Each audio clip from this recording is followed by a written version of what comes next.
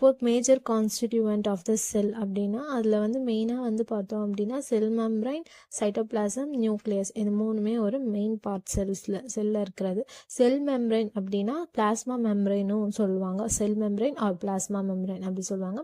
It covers the cell act as the barrier layer. இது வந்து செல்லை கவர் பண்ணி இருக்கும். ஸோ இது வந்து ஒரு பேரியர் லேயர் அப்படின்னு சொல்கிறாங்க. இப்போ நம்ம வீட்டுக்கு செவுர் எப்படி அந்த மாதிரி இந்த செல் மெம்பரைன் தான் அந்த செல்லுக்கு ஒரு செவுர் மாதிரி செல்லை அப்படியே கவர் பண்ணி இருக்கும். செல்லை சுற்றி கவர் பண்ணி இருக்கும். எது உள்ளே வரணும் எது வெளில போகணும் அப்படின்னு டிசைட் பண்ணுறது வந்து இந்த செல் மெம்பரைன் தான். ஸோ அதனால அது செலக்டிவ் பெர்மியபிள் அப்படி சொல்லுவாங்க.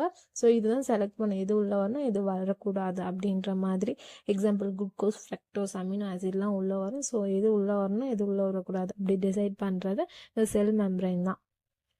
ஸோ இதோட மேஜர் ஃபங்க்ஷன் அது மட்டும்தான்.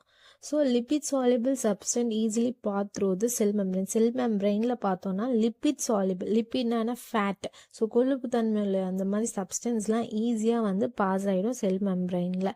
Water soluble substance enter by the pores. Water soluble சப்ஸ்டன்ஸ்லாம் வந்து போர்ஸ் மூலியமாக தான் வந்து என்ட்ரு ஆகும். போர்ஸ் வந்து பார்த்தோம் அப்படின்னா செல் மெம்பரைனில் குட்டி குட்டி போர்ஸ் மாதிரி இருக்கும். ஸோ ஹோல்ஸ் மாதிரி இருக்கிற அதுக்குள்ளே வந்து வாட்டர் சால்யுபிள் சப்ஸ்டன்ஸ் போகும். அப்படி இல்லைன்னா செல் வாலில் ப்ரோட்டீன், கார்போஹைட்ரேட்ஸ், கிளைகோப்ரோட்டீன்ஸில் அட்டாச்சாக இருக்கும். வாட்டர் சால்யுபிள் சப்ஸ்டன்ஸ் ஒன்று போர்ஸ் மூலியாக போகும், இல்லைன்னா செல் வால் கூட அட்டாச்சு ஆகி ஈஸியாக வந்து செல்லுக்குள்ளே வந்து என்ட்ரு ஆகிடும்.